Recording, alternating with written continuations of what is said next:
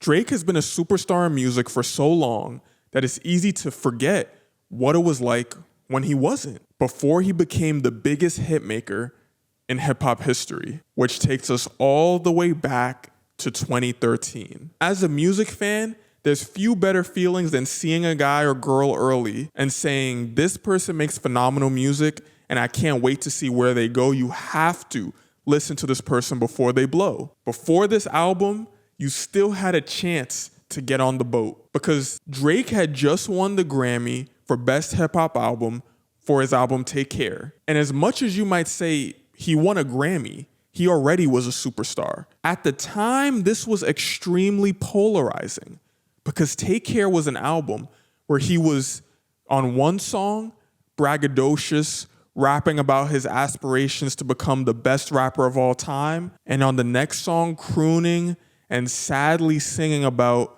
just trying to get a phone call from the girl that he's missing. The world of pop culture was asking the question, is this a rapper who sings or is this a singer who raps sometimes? It was hard to perceive someone as both. Even I didn't know how to perceive him. The whole world of music was seemingly experiencing a turnover. This was the same year that Childish Gambino released Because the Internet. This was an album that was clearly connected to Drake in the style.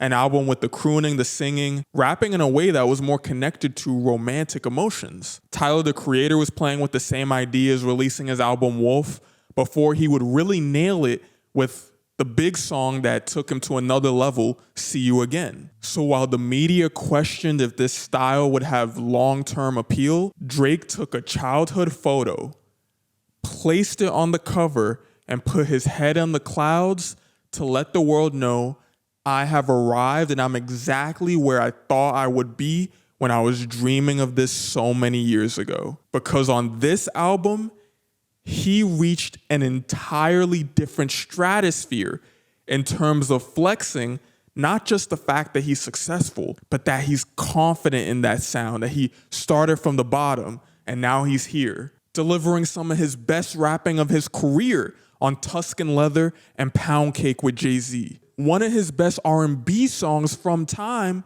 with Jhené Aiko. He just seemed fed up with anyone questioning his ability, and this album launched him into being right there a superstar alongside his peers that he once looked up to. Every hero needs a villain, and when he claimed on this album that he has reached heights that Dwight Howard hasn't even reached, he wasn't talking to me, he wasn't talking to you, he was talking to his peers to let them know I have the crown right now, and I'm willing to do whatever it takes to keep it on my head because nothing now is the same as it was before I became Drake, the superstar hitmaker. He went on to tour stadiums after this album and became a cult classic, and even he claims that this is the album that he's most proud of making in his whole career. Little did he know that this album would be the moment where his peers would set their sights on him to say, okay, I respect that you got the crown, but heavy is the head, and people are coming for you. When you look at how confidently he claimed he was the best with this album, you could see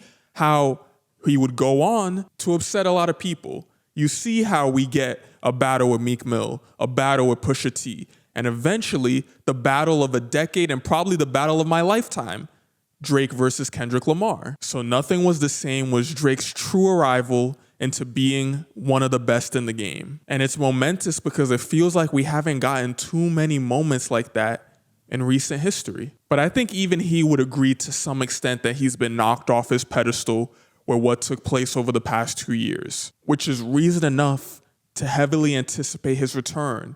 He has a reason to be hungry. He has a reason to dig deep and pull the best art that he could possibly create in response to the biggest blow that he's taken in his career. The question is, how will he respond?